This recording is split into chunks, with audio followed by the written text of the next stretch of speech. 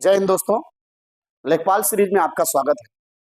जैसा कि हम लोग लेखपाल सीरीज में जीके और जीएस के महत्वपूर्ण टॉपिक को लेकर हम लोग वीडियो बना रहे हैं। तो उसी टॉपिक में आज है बौद्ध धर्म। आइए बिना देरी की उस पर हम चर्चा करते हैं।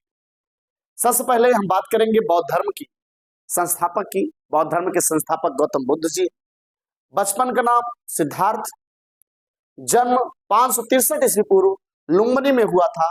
अगर हम कुल की बात करें तो शाक्य कुल में हुआ था। इनके माता पिता, माता महामाया और पिता शुद्धोधन।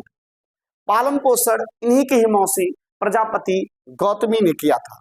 विवाह 16 वर्ष की आयु में यशोधरा से हुआ था, यानी इनकी पत्नी का नाम यशोधरा और इनका एक पुत्र हुआ, उनका नाम राहुल था।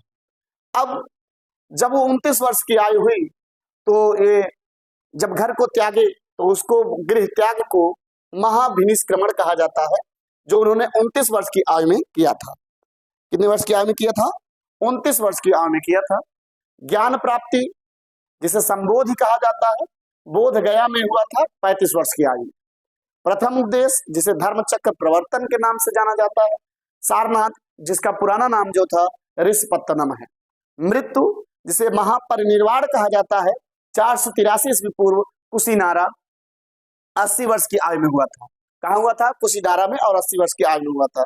सर्वाधिक उपदेश जो बुद्ध ने दिया था वो श्रावस्ती में दिए थे, और अंतिम उपदेश कुशीनारा में हुआ था, जहां पर भोजन ग्रहण करने के बाद इनकी तबीयत खराब हो गई और वहीं पर 80 वर्ष की उम्र में इनकी मृत्यु हो गई। आइए आगे चर्चा करते हैं। एक बार हम इनको फिर से दोहरा लेते हैं। अगर हम संस्थापक की बात करें बौद्ध धर्म की तो गौतम बुद्ध जी हैं। बचपन का नाम गौतम बुद्ध का सिद्धार्थ था। जन्म 563 ईस्वी पूर्व लुम्बिनी में हुआ था। कुल जो है इनका शाक्य है। माता का नाम महामाया और पिता शुद्धोधन थे। पालन पोषण इनकी मौसी प्रजापति गौतमी ने किया था। अब विवाह 16 वर्ष की आयु में यशोधरा से हुआ था, और इनके जो पुत्र थे उनके एक पुत्र हुआ जिनका नाम राहुल था। अब आगे की हम चर्चा करते हैं। जब वो घर त्यागते हैं, गृह त्याग जो है वो महाभिनिष्क्रमण के नाम से जाना जाता है, 29 वर्ष की आयु में किया था। ज्ञान प्राप्ति को संबोधि कहा जाता है, यानी भगवान गौतम बुद्ध की ज्ञान प्राप्ति को संबोधि के नाम से जाना जाता है। और ये ज्ञान प्राप्ति जो है बोध गया में हुई थी 35 वर्ष की आयु में। प्रथम उद्देश्य जिसे धर्मचक्र प्रवर्तन के नाम से जाना जाता है वो सारनाथ में दिए थे, जिसका पुराना नाम ऋषपत्तनम था। मृत्यु जिसे महापरिनिर्वाण के नाम से जाना जाता है, इनकी मृत्यु 80 वर्ष की उम्र में 483 ईसा पूर्व में कुशीनारा में हुई थी। सर्वाधिक उपदेश इन्होंने श्रावस्ती में दिए, और अंतिम उपदेश कुशीनारा में, जहां भोजन ग्रहण करने के बाद इनकी तबीयत खराब हो गई और 80 वर्ष की आयु में इनकी मृत्यु हो गई। अब नेक्स्ट देखेंगे बौद्ध धर्म के त्रिरत्न। बौद्ध धर्म के त्रिरत्न कौन है?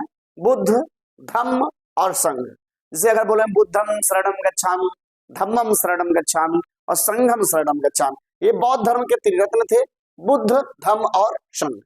बुद्ध की शिक्षाओं का मूल आधार क्या था? 4 आर्य सत्य थे। बुद्ध की शिक्षाओं का मूल आधार क्या था? 4 आर्य सत्य थे। बुद्ध के पूर्व के जन्म की कथाएं जातक कथाएं कही जाती है। बुद्ध के पूर्व के जन्म की कथाएं में किसका वर्णन है? जातक कथाओं में वर्णन है, या जिन्हें जातक कथा कहते हैं। महात्मा बुद्ध के उपदेश की जो भाषा थी, वहां पर जनमानस की भाषा पाली भाषा थी। पाली साहित्य के भाग, पाली साहित्य के 3 भाग थे: सुत्त पिटक, विनय पिटक और अभिधम्म पिटक। सुत्त पिटक में बौद्ध धर्म के सिद्धांत का वर्णन है। सुत्त पिटक में बौद्ध धर्म के सिद्धांत का वर्णन है।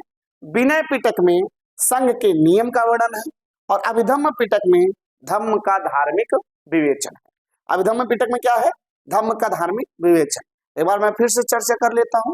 बौद्ध धर्म के त्रिरत्न है बुद्ध, धम्म, संघ।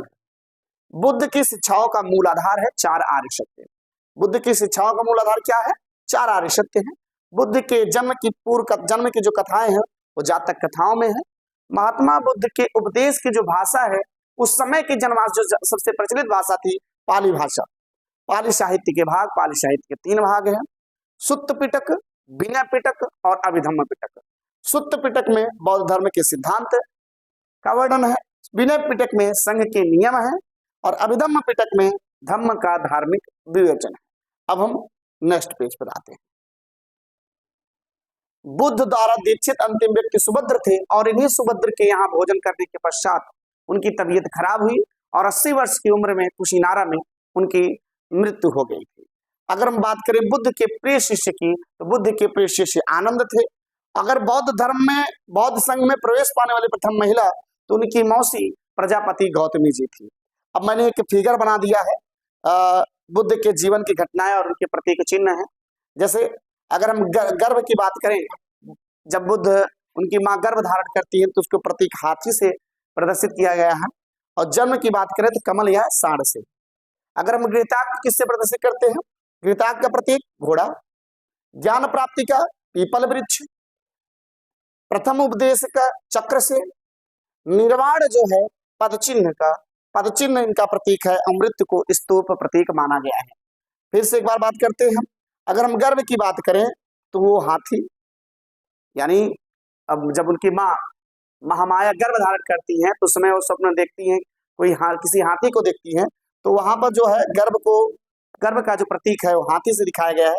और अगर हम जन्म की बात करें तो कमल या सांड से दिखाया गया है, और गृहत्याग को घोड़े से, ज्ञान को पीपल वृक्ष से, प्रथम उपदेश को चक्र से, निर्वाण को, यानी जो निर्वाण को पद चिन्ह से, और अगर हम मृत्यु की बात करें स्तूप प्रतीक से दिखाया गया है। आज के लिए बस इतना ही। अगर आपको ये अच्छा लगा हो, हमारी मेहनत अगर आपको दिख रही हो, तो लाइक, सब्सक्राइब और शेयर करना ना भूलें। जय हिंद। फिर मिलेंगे नेक्स्ट वीडियो में।